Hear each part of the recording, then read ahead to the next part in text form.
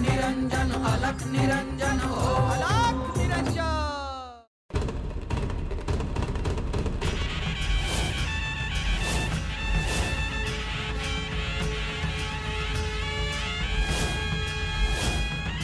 रुद्र तेज शिव शंभु भूपती महादेव तू दिव्य जती शरण तुला जो जाणील भक्ती कर विनाशासुरी शक्ती।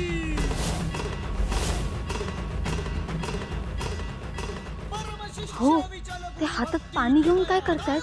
काय बी ठाव नाही बघ। प्रगट दिव्य रूप भस्म विभूती सिद्धेश्वर शिव गोरखजती।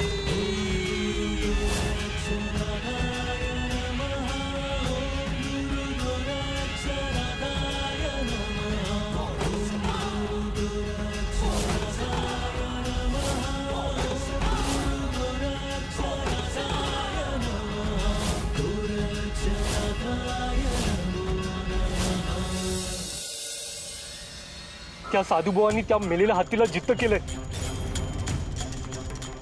म्हणजे हे कोणी असले तसले नाहीत।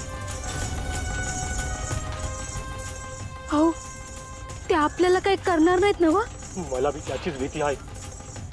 आपण इकडे थांबाय ना ग। चल चल लवकर।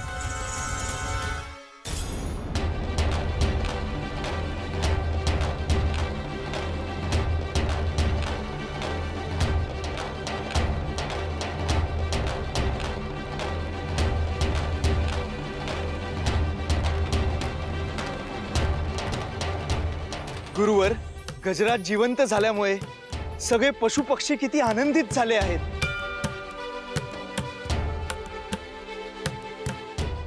होय भरतरी, एखाद्या दुष्ट मनुष्याच्या चुकीमुळे मुका जीव प्राणाला मुकणं योग्य नव्हतंच।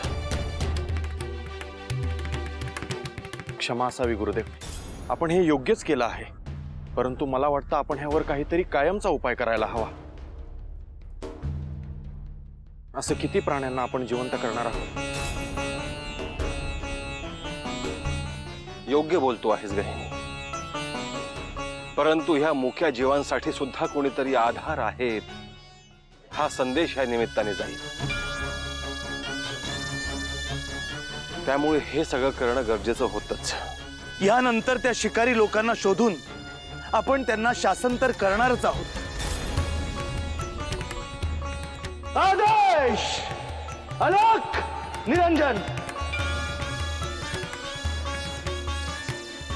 तुम्ही जिथे कुठे असाल लवकरात लवकर माघारी या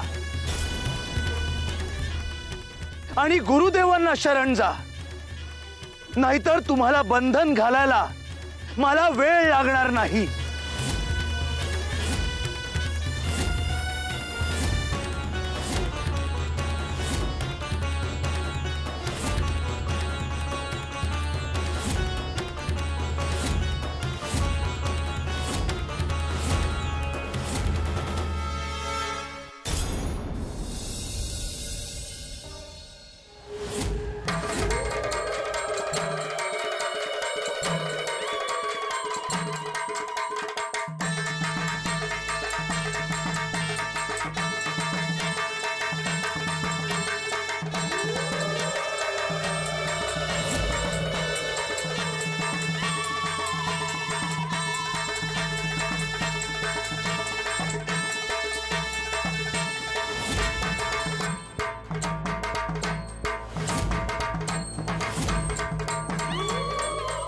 बंगरप्पाचं काय चालू आहे?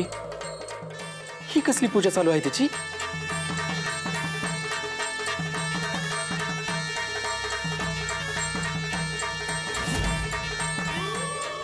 श्रीपाद, तुझ्या नावाच्या मी इथे भावल्या बनवल्या आहेत आणि आता त्या भावल्यांना मी टाचणी टोचणार आहे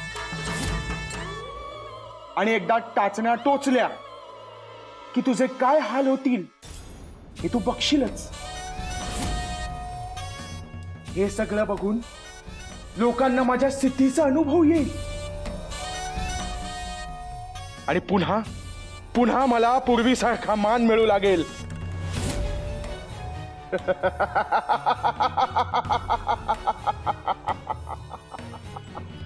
बंगरप्पा तर श्रीपादच्या नावानं काहीतरी करतोय।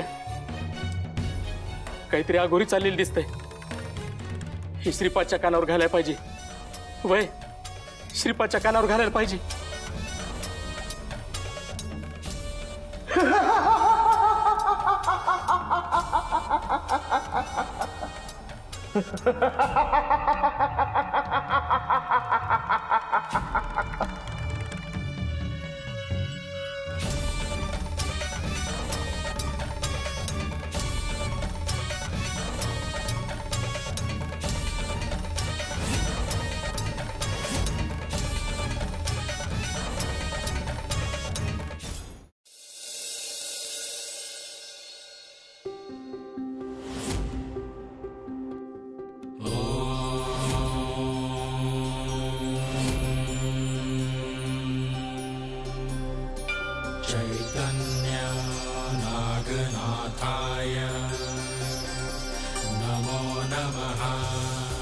नागनाथ, नागनाथ, महासमाधी लागल्यासारखं तुझं ध्यान सुरू आहे, परंतु आम्हाला तुझ्याशी बोलण्याची इच्छा झाली.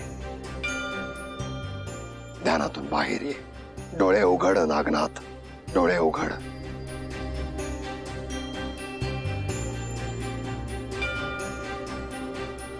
आविर्होत्र नारायण अवतार जयाचा.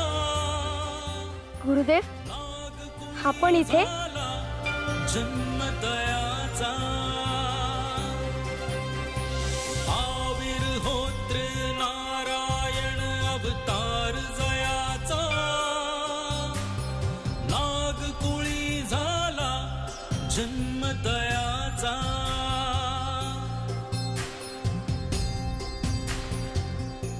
गुरुदेव, आपण कधी आलात? नागनाथ, आम्हाला येऊन 3 दिवस झाले.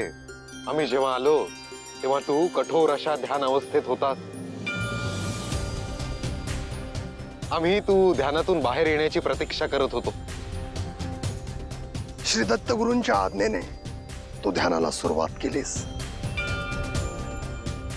आणि इतके कठोर असे ध्यान पूर्ण केलेस, याचं आम्हाला समाधान आहे. नागनाथ, श्री दत्त प्रभूंनी आणि गुरु श्री जालिंदरनाथांनी तुला जी शिकवण दिली, त्यानंतर हे ध्यान म्हणजे तुझी कसोटी होती. आणि त्या कसोटीत तू खरा उतरला आहेस. ही कठोर साधना सोपी नव्हती नागनाथ. याला एकाग्रतेची आवश्यकता होती आणि ती तू दाखवलीस. तू तुझी तहान भूक, सभोवती असलेली बंधनं, नाती, भौतिक सुख या सगळ्यांना विसरून तुझे ध्यान पूर्ण केले आहेस. दत्तगुरूंची मला तशी आज्ञा होती आणि गुरु आज्ञा पाळणं हा शिष्याचा धर्म आहे. दत्तगुरूंच्या आणि आपल्या कृपेमुळे मला हे सहज शक्य झालं आहे. नागनाथ, श्री दत्त गुरूंची दृष्टी सतत तुझ्यावर होती. तुझं हे कठोर ध्यान पाहून त्यांना तुझा अभिमान वाटतो आहे. गुरुदेवांची माझ्यासाठी आता काय आज्ञा आहे? नागनाथ, त्याच संदर्भात आम्हाला तुझ्याशी बोलायचं होतं. नागनाथ, श्री दत्त गुरूंनी जेव्हा तुझे गुरुपद भूषवले तेव्हाच तुझा नाथपंथात प्रवेश झाला आहे. शिवाय तू आता कठोर असे ध्यान सुद्धा पूर्ण केले आहेस. आता इथून पुढे तुला नाथपंथाचे कार्य करायचे आहे. आपण आज्ञा करावीत गुरुदेव. ही श्री दत्त गुरूंची आज्ञा आहे. तुला आता भगवी वस्त्र परिधान करायची आहेत आणि तुझी पहिली भिक्षा मागायची आहे.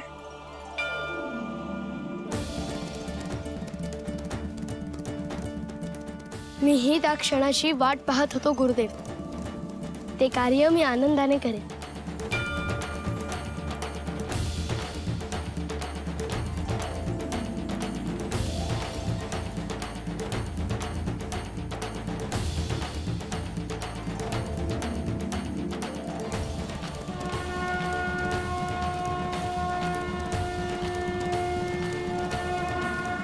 आता इथून पुढे हीच तुझी आभूषणे आहेत.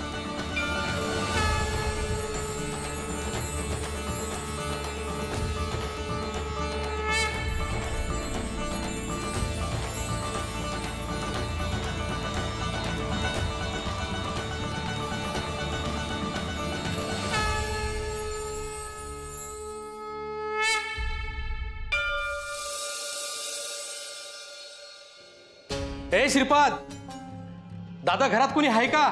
सुमतीताई, अहो सुमतीताई. अगो बाई, कल्याणी तुम्ही का ग? काय झालं? असे अचानक कसे काय आला? माधव ये ना, ये बैस. अबो बसायचं राहू द्या. श्रीपाद आहे का घरात? आम्ही तुम्हाला काहीतरी सांगायला आलोय. श्रीपाद देवघरात आहे का? काय झालं? अहो तो बंगारप्पा आहे ना, हा त्याचं काय? अहो तू शमशानात जाऊन श्रीपादच्या नावानं काहीतरी तंत्रमंत्र करतो या.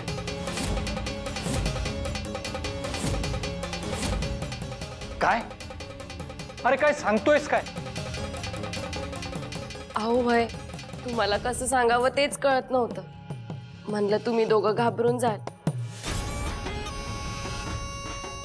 पर मग मॅच हिला म्हणलं की श्रीपादच्या तुमच्या कानावर एकदा घालावा.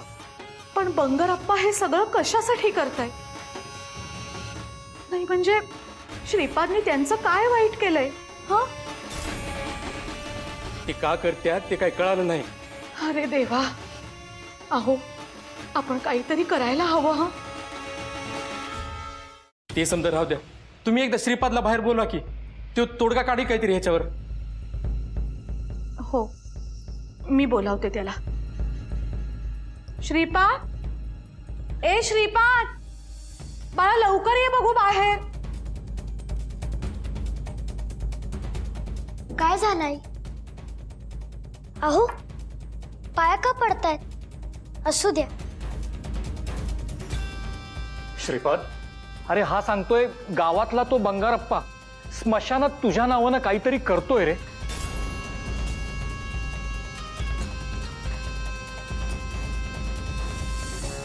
बाळा मला खूप भीती वाटायला लागली रे.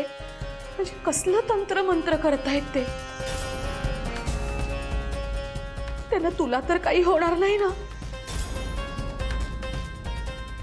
काका, ते बंगारप्पा नेमकं काय करत आहेत हे तुम्ही सांगितलं नाही का आई बाबांना?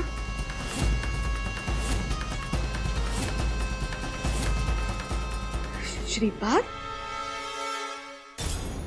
बाळा काय बोलतोयस तू हे? हा,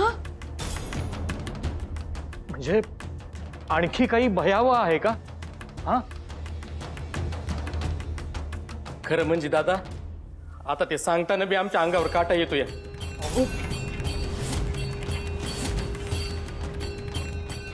पण ते नेमकं काय आहे? हा, आम्हाला कळू तर येते. आता कोणत्या तोंडानं सांगाव तेच कळणं झालंय. आई, तू चिंता करू नकोस. त्या बंगारप्पांना काय करायचं आहे ते करू दे. मला काही होणार नाही.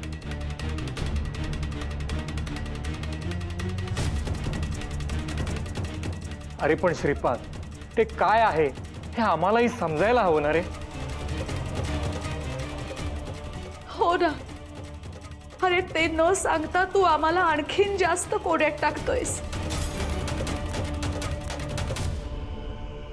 आई, त्या बंगारप्पांनी माझ्या नावाने कणकेच्या 32 बाहुल्या बनवल्या आहेत. त्यांना टाचणी टोचली आहे आणि मला त्रास व्हावा म्हणून तो त्याच्यावर तंत्रमंत्राचा वापर करतो आहे.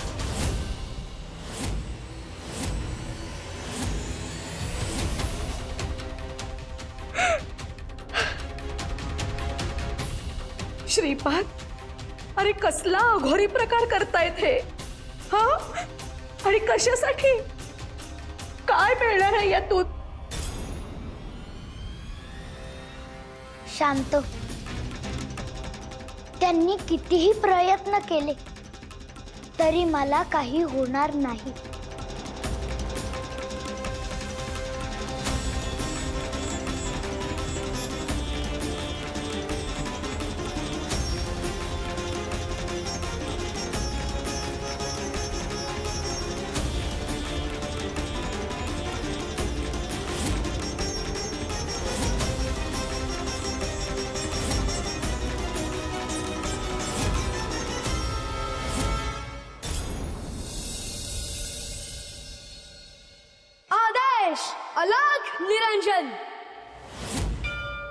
नवलांकित नवरूपात तेजोमय जणू प्रपात नवलांकित नवरूपात तेजोमय जणू प्रपात अद्भुत चैतन्य रूप विहरती चराचरात दुम दुम तो दुम दुम तो दुम दुम तो दुम दुम तो एक नाद व्यापुनी त्रिभुवन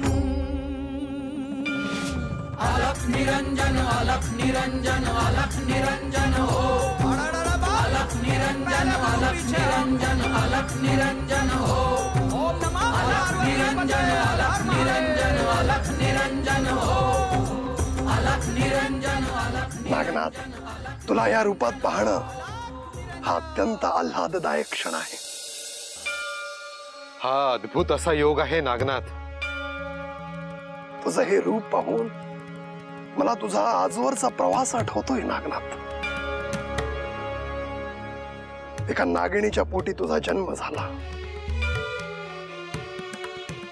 महादेवांच्या आशीर्वादाने तुझं पालन पोषण संगोपन तितक्याच प्रेमळपणे झालं. नियतीने ज्यांना तुझे आई वडील म्हणून निवडले होते त्यांनीही तितक्याच मायेने तुझा सांभाळ केला, ती जबाबदारी निभावली. त्यानंतर तुझी आणि दत्तगुरूंची भेट झाली नागनाथ. मग आमची भेट झाली. दत्तगुरूंनी दिलेल्या आज्ञा त्यांचं पालन तू नियमितपणे करत गेलास. नागनाथ, तुझ्यावर अनेक संकट आली, परंतु तू संघर्ष केलास आणि त्या प्रतिकूल परिस्थितीतूनही तू मार्ग काढलास. दुर्जनांना विरोध केलास. गरीब आणि सज्जन मनुष्यांना तू आधार दिलास. आणि महत्वाचं म्हणजे या सगळ्यात तू तुझं मन अत्यंत स्थिर ठेवलंस. तू स्वतःला ध्याना योग्य बनवलंस. श्री दत्तगुरूंच्या आज्ञेप्रमाणे तू कठोर असे ध्यान सुद्धा केलेस. तुझं हे रूप पाहून मला तुझं भविष्य दिसतंय नागनाथ. सृष्टीच्या कल्याणाची अनेक शुभ कार्य तुझ्या हातून घडताना मी पाहतोय नागनाथ. नाथपंथात आजवर जे जे नाथ आले ते सारेच अलौकिकच होते, परंतु हे बाल स्वरूप सतत पाहत राहण्यासारखे आहे. गुरुदेव, माझे म्हणता येईल असे माझ्याकडे काही असेलच तर ते सगळं गुरुदेवांच्या कृपेमुळे आहे. आजवर मी फक्त त्यांच्याच आज्ञेचे पालन केले. त्यांनी आणि आपण या मातीच्या गोळ्याला आकार दिला आहे. पुढेही आपलीच आज्ञा माझ्यासाठी बहुमोल असणार आहे. नागनाथ, नाथपंथात भिक्षा हा एक संस्कार आहे आणि सर्वप्रथम हा मूळ संस्कार तुला पार पाडायचा आहे. प्रत्येक नाथासाठी तो संस्कार अत्यंत महत्वाचा आहे नागनाथ. मी त्यासाठी तयार आहे गुरुदेव. भिक्षेसाठी तुला काही नियमांचे पालन करावे लागेल. प्रथम तुला केवळ 5 घरांमध्येच भिक्षा मागावी लागेल. काही मिळाले नाही तर तुला लगेच माघारी यायचं आहे. साधकाने कोणाकडेही काही विशेष अशी मागणी करायची नाही. ते स्वतःहून इच्छेने जे काही तुला देतील त्याचा स्वीकार तुला करायचा आहे. आणि सगळ्यात महत्वाचं म्हणजे कोणी आपल्याविषयी अपशब्द वापरले तर त्याचा राग आपल्या मनात धरायचा नाही. मी हे सगळं लक्षात ठेवेन गुरुदेव. आणि नागनाथ, ज्यांच्या गाठीशी संचित आहे आणि त्यांना त्याचं पुण्य फळ मिळणं आवश्यक आहे अशा मनुष्यांच्या दारी तुला भिक्षा मागायची आहे. होय गुरुवर, मी या सगळ्या गोष्टींचे पालन करेन. आता मला आज्ञा असावी. अवश्य. आदेश. अलख निरंजन. अलख निरंजन अलख निरंजन अलख निरंजन हो आदेश. अलख निरंजन अलख निरंजन अलख निरंजन हो अलख निरंजन. निरंजन अलख निरंजन हो